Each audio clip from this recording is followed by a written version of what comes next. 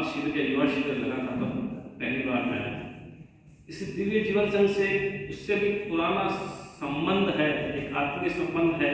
जब हम छोटे छोटे थे तो वंदना जी हमें पढ़ाया करती थी संस्कृत भाषा। वो कई सारे भाव एक साथ उमड़ जाते हैं जब इस दिव्य परिसर में, दिव्य जीवन संघ में आते हैं। अब सत्संग के लिए आप बहुत कुछ, परम पूज्य गुरु ने आपको बहुत कुछ सुना दिया है, महाराष्ट्र में भी आपको बताया है सत्संग। जो जीवन का चरम परम लक्ष्य है, उस लक्ष्य की तरफ हम प्रतिपल आगे बढ़े, इसकी कसौटी क्या है? ये कैसे एक साधक या साधिका विश्वास करे कि मैं प्रतिदिन उस जीवन के चरम परम लक्ष्य की तरफ बढ़ूं। कल से मैं आज ज्यादा सुंदर हूं, कैसे मना जाए? कल से मैं आज ज्यादा शांत हूं, कल से मैंने कुछ आज ज्यादा किसी की मदद की है, मेरे मन के अंदर कुछ ज्यादा शुभ विचार आज आए। ये कुछ कसौटियां हैं जो हमारे हृदय में अंकुरित होनी चाहिए। और ये जो अवसर है, मुझे तो ये जानकारी मिली कि यहाँ एक महीने में जो आपने महोत्सव मनाया, उसमें राम नाम को लेकर कितने स्फुलिंग उछले होंगे। उस राम का शतांश भी हमारे हृदय में आ जाए तो हमारा कल्याण हो जाए। राम हनुमान के बिना अधूरे हैं। भगवान राम ने एक बार हनुमान जी की परीक्षा लेने के लिए पूछ लिया, हनुमान तुम मेरे बारे में क्या सोचते हो? जगत मेरे बारे में क्या सोचता है? मुझे कुछ कुछ अंदाजा है, तुम मेरे बारे में क्या सोचते हो? ज्ञानी राम अग्रगण्य ने तुरंत जवाब दिया, प्रभु देह दृष्टिया तो दासोहम, जीव दृष्टिया तदंशकम, आत्म दृष्टिया तमेवहम इति में निश्चित हम। जीव की दृष्टि से, अगर आप देह की दृष्टि से मानते हो तो मैं आपका दास हूं, अगर आप जीव की दृष्टि से पूछ रहे हैं तो मैं आपका अंश हूं। और ये मेरे प्रभु, यदि आप आत्म दृष्टि से पूछ रहे हैं तो आप में और मुझ में कोई अंतर नहीं है, ये मेरी निश्चित मति है।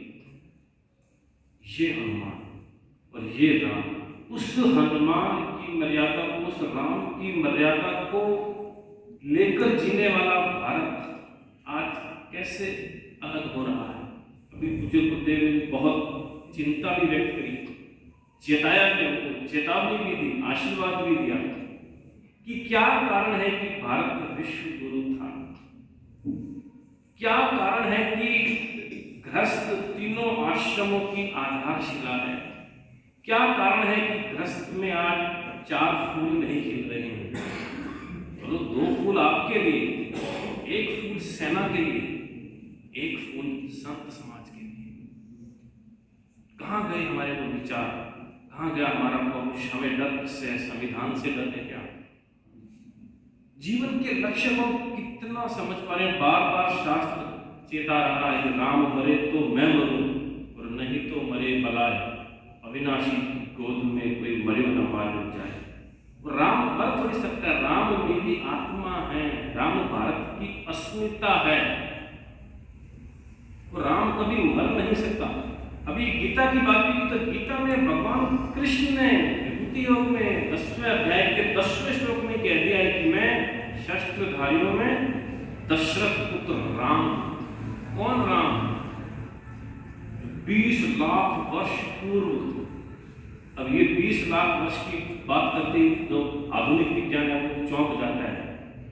जो विज्ञान ये कहता रहा है कि वेद तो गरुड़ों का गीत है, उसी विज्ञान की एक महत्वपूर्ण शाखा नासा, जो अमेरिकन स्पेस रिसर्च ऑर्गेनाइजेशन, उसने ये कहा, जब उसने नासा ने कहा कि भारत और श्रीलंका के बीच एक ऐसा मानव निर्मित पुल है जो लगभग 18 लाख वर्ष पुराना है, तब एकदम से ही बम्बार्डमेंट हो गया पूरे विश्व के अंदर।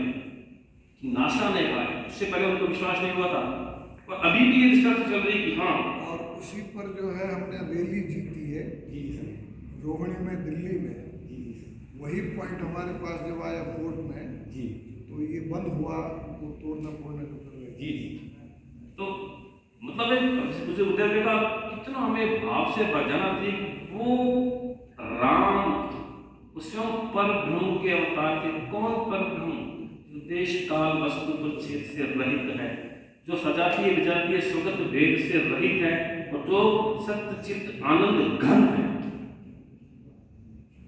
जब हम उसके दास हैं, जब हम उसके शिष्य हैं, जब हम उसके बालक हैं, तो उसका प्रकाश, उसका ज्ञान, उसकी किरणें, उसकी स्फुरना हमारे हृदय में, हमारे आचरण में आनी चाहिए, झलकनी चाहिए। और ऐसा पड़ोसियों को सबको लगना चाहिए कि ये साधक या ये साधिका कुछ विलक्षण है।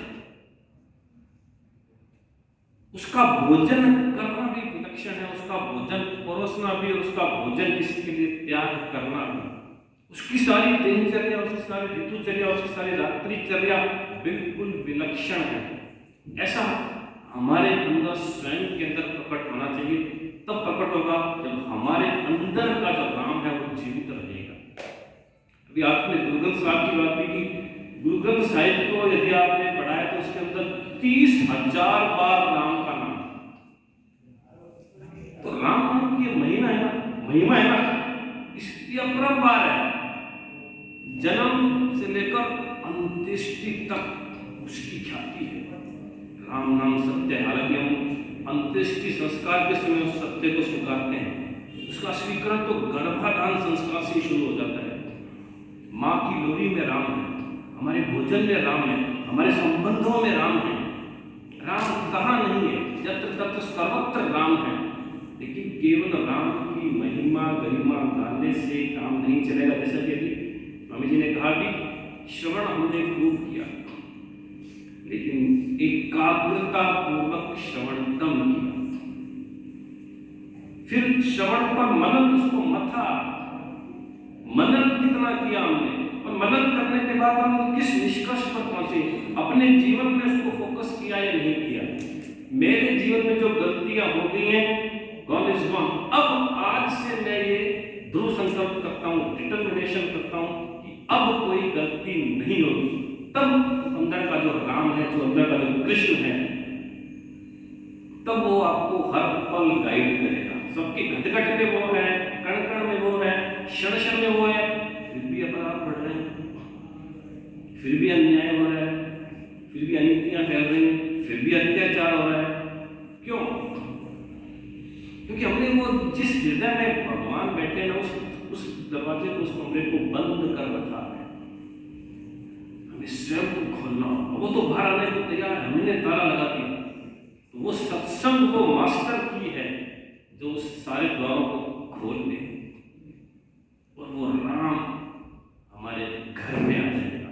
तब हमारा घर मंदिर बन जाएगा, तब हमारा घर में दिव्य जीवन बन जाएगा, तब हमारा घर दिव्य जीवन संघ बन जाएगा। और तभी महाराज ने कहा, तब ऑटोमेटिकली हमारी इसकी प्रेरणा आएगी कि हम अपने घर के किसी लाभ को, समाज को दें।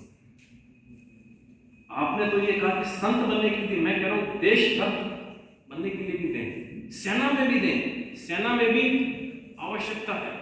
केवल डॉक्टर, इंजीनियर, कलेक्टर, कमिश्नर, वो भी, उसके लिए भी शास्त्र कह रहा है 2 आपके हो गए, 1 सेना को देना, 1 ईश्वर को देना। यदि भारत को वास्तव में, हमें सच्चे अर्थों में विश्व गुरु बनाना है, तो ये दायित्व तो सबसे ज्यादा गृहस्थों का है। संत भी वहीं से निकल रहे हैं, वैज्ञानिक भी वहीं से निकल रहा है, कोई साहित्यकार भी वहीं से निकल रहा है। उनको दिशा देने के लिए संत समाज है, उनको ये गाइड करने के लिए नहीं। जो आपके घर की बालक है वो आपका नहीं है, कि आप भी अच्छी तरह जानते हैं, लेकिन एक अटैचमेंट, एक आसक्ति, एक मोह इतना ज्यादा हो जाता है कि हमें लगता है कि मेरा है, ये मेरे पास रहे, ये मेरे अनुकूल रहे, जैसा मैं चाहूं वैसा करे। तो ये डे 1 से ही, इसके विपरीत शास्त्र क्या कर रहा है? मुझे गुरुदेव की कुछ पंक्तियां बार बार याद आती हैं कि आंगन में फूल खिला, हर आंगन में फूल खिल रहा है, मैं बोला मेरा तो मुरझाया। आंगन में फूल खिला, मैं बोला मेरा तो मुरझाया। खिला फूली और मैं बोला तेरा, केवल एक शब्द बदला है मुझे, मैं बोला तेरा तो मुस्काया। खिला फूली और मैं बोला तू खिला, मैं बोला ले मैं तुझ में खिला। तब से वह खिले जा रहा है, गंध गीत लिखे जा रहा है, आंगन में फूल खिला। एक उस आंगन में भी और एक अपने हृदयांगन में भी। हमारे हृदयांगन में प्रतिदिन फूल खिल रहा है कि नहीं खिल रहा है?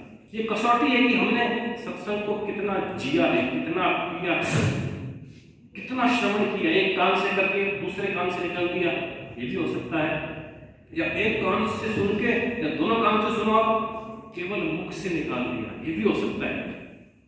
लेकिन ध्यान से सुना, मनन किया, चिंतन किया और हृदय में उसको बैठा लिया और फिर अब उसको अपने आचरण में उतारने का प्रयास किया। वो मर्यादा पुरुषोत्तम भगवान श्री राम के जीवन को आप देखिए, कहाँ राज्य अभिषेक होने वाला है, कहाँ वन में जाने के लिए तैयार, सीता मैया भी तैयार है, लक्ष्मण भी तैयार है। आज भी राम लक्ष्मण की जोड़ी हम कहते हैं, राम लक्ष्मण की जोड़ी है।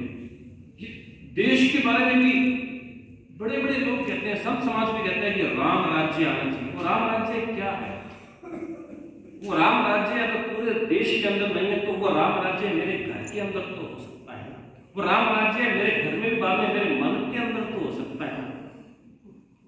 ग्रंथ पंथ सब जगत के, ग्रंथ पंथ सब जगत के बात बताए तीन, राम हृदय, मन में दया और तन सेवा में। अभी हम टोटोलो हमारा हृदय राम हृदय है या काम हृदय है? कितनी कामनाएं इस हृदय के अंदर। कामना गलत नहीं है, मनुष्य है तो कामनाएं होंगी। वो कामना शास्त्र के अनुकूल होनी चाहिए, शास्त्र के विरुद्ध नहीं होनी चाहिए। भगवान ने स्वयं ने गीता में कहा है शास्त्र के विरुद्ध नहीं है, वो काम में होंगे, वो धर्म के जो विरुद्ध नहीं है। अभी हम टटोले ना कि हमारा हृदय राम हृदय कितना है, नहीं है तो उसको बनाने के लिए कितना तैयार है। राम हृदय मन में दया है। भारत जैसे देश में आज भी अरबों खरबों रुपए बैंक में है या हमारे घर में है और हमारे पड़ोसी को ये मालूम ही नहीं कि पनीर क्या होता है या रोटी क्या होती है। तो हमारी साधना कितनी गहरी है, कितनी सूक्ष्म है, कितनी पवित्र है, हमें मंथन करना पड़ेगा। हमें अपने कर्तव्य को फैलाना है, संवेदना को फैलाना है, प्रतिदिन ऐसा करना है। धर्म के मार्ग से धन कमाना शास्त्र के अनुकूल है। धर्म, गीता का पहला शब्द क्या है? पहला शब्द धर्म क्षेत्रे कुरुक्षेत्रे समवेता युत्सुवे राम का पांडवाश्च किम कुरुते संजय। वही बीज है मेरे, I am the doer, I am the creator. ये मैं, ये कर्तापन, ये भोक्तापन, ये दो राक्षस है, इनको हटाना है, इनको समूल नाश करना है। तब हमें अंतिम लक्ष्य, अंतिम 7वां श्लोक क्या है? यत्र योगेश्वरः कृष्ण यत्र पार्थो धनुर्धरः तत्र श्री विजयो भूति ध्रुवानीति मध्यम। चारों जीवन के पुरुषार्थ धर्म अर्थ काम मोक्ष हमें प्राप्त हो जाएंगे कब? यत्र योगेश्वर, जहां योगेश्वर कृष्ण आपके साथ हो। कृष्ण और राम अलग नहीं है, कंसेप्ट की बात है। और वो प्रथा, पुत्र, प्रथा का नाम ले लिया, मां का नाम ले लिया। जितने महापुरुषों की बात की, चाहे संत की बात की, चाहे राम की बात की, या कृष्ण की बात की, उनको बनाने वाली मां। तो मां का सबसे बड़ा काम मातृत्व। नई पीढ़ी उस मातृत्व के लिए, नई बालिकाएं उस मातृत्व के लिए कितनी तैयार है? उस क्षेत्र में पीएचडी करने के लिए कितनी तैयार है? उस क्षेत्र में डिप्लोमा करने के लिए, डिग्री करने के लिए, कुछ जानने के लिए। दुर्भाग्य से कानून भी उनके साथ हो गया। कानून ने ये कहा कि 18 साल से ऊपर की लड़की और लड़की एक साथ रह सकते हैं, बिना विवाह के रह सकते हैं। कितना बड़ा आघात कर दिया। विवाह एक संस्कार है, हम चुप रहे। ये भी कह दिया कि इस दौरान यदि लिविंग रिलेशन के दौरान कोई संतान हो जाती है तो वो भी वैलिड है, फिर भी हम चुप रहे। सरोगेट मदर का कंसेप्ट आ गया, फिर भी हम चुप रहे। इस नन्हे से मोबाइल के अंदर हमारा सबसे प्रिय पालक यही है। क्या कुछ गंदगी है, सब अच्छी भी बातें हैं, कितनी गंदगी है। हमने अपने 2 साल के, 3 साल के, 5 साल के बालक बालिकाओं को देना डे 1 से शुरू कर दिया, बिना ये जाने भविष्य क्या होगा। और अब तो सरकार भी कह रही है गुरु की आवश्यकता नहीं, ओपन सिस्टम या आप मोबाइल। कहने का मतलब है कि इन सारी चुनौतियों का सामना करने के लिए हमें राम भी बनना है, कृष्ण भी बनना है, अर्जुन भी बनना है, हनुमान भी बनना है। अपनी सुख और गुप्त शक्तियों को जागृत करना है। अपने आप सबका बहुत बहुत आभार।